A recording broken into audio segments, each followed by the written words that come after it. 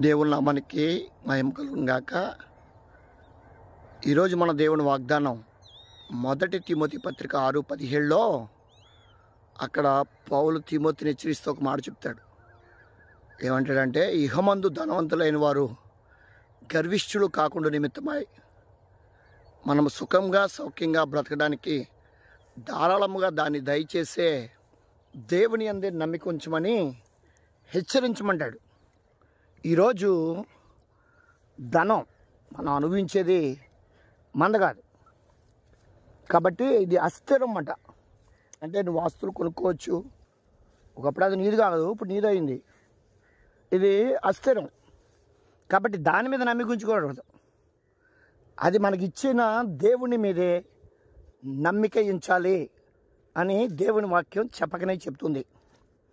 ఎందుకంటే ధనాన్ని నమ్ముకున్నవాడు పాడైపోయిన కానీ దేవుని నమ్ముకున్నవాడు చిగురాకు వలె వర్ధిల్లుతాడు అని దేవుని వాక్యం చెప్తుంది.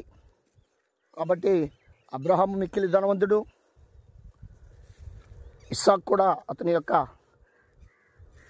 ఆస్తిని చూసి ఫిలిస్తీన్లు అసూయ పడినంతగా దేవుడు తను నమ్మిన వాడిని ధనవంతులుగా చేశాడు. కానీ ఈ ధనాన్ని నమ్మకూడదు, దేవుడిని నమ్మాలి. ఇది చాలా కష్టతరమైంది. ఎందుకంటే ఆనాడు అబ్రహామును కూడా ఆ యొక్క సొదొమ రాజు డబ్బు చేత కొనాలని చూశాడు. ఈ డబ్బు అంతా పట్టుకెళ్ళిపోన్నాడు, మా భార్య పిల్లలు మాకు ఇచ్చి. కానీ నన్ను ధనవంతుడిగా చేయాలంటే నా దేవుడు చేయాలని చెప్పేసి అస్థిరమైన ధనవంతుడు నమ్మికుంచలేదు కాబట్టి దేవుడు అతన్ని ధనవంతుడిగా చేశాడని బైబిల్ చెప్తుంది. అంతేగా ధనవంతుడు తన ఆస్తి విస్తరించినప్పుడు నా ప్రాణమా తిను తాగు సుఖించని దేవుడిని మర్చిపోయాడు. కాబట్టి ఈరోజు దేవుడికి ఇచ్చిన మంచి ధనాన్ని బట్టి కానివ్వండి, ఆస్తిని బట్టి కానివ్వండి, మంచి కుటుంబాన్ని బట్టి కానివ్వండి, మంచి హోదాని బట్టి కానివ్వండి, మంచి ఉద్యోగాన్ని బట్టి కానివ్వండి, అది ఈ భూ సంబంధమైనదే, భూమి మీదే ఉపయోగపడుతుంది మనకి.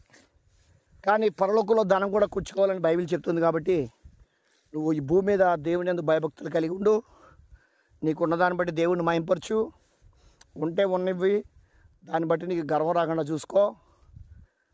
కాబట్టి అస్థిరమైన ధనం ఎందు నమ్మికుంచు, దేవుని ఎందు నమ్మికుంచుదాం. అటువంటి కృప నాకు మీకు కూడా దేవుడు అనుగ్రహించును గాక. దేవుడు మిమ్మల్ని మీ కుటుంబాన్ని బహుగా ఆశీర్వదించును గాక.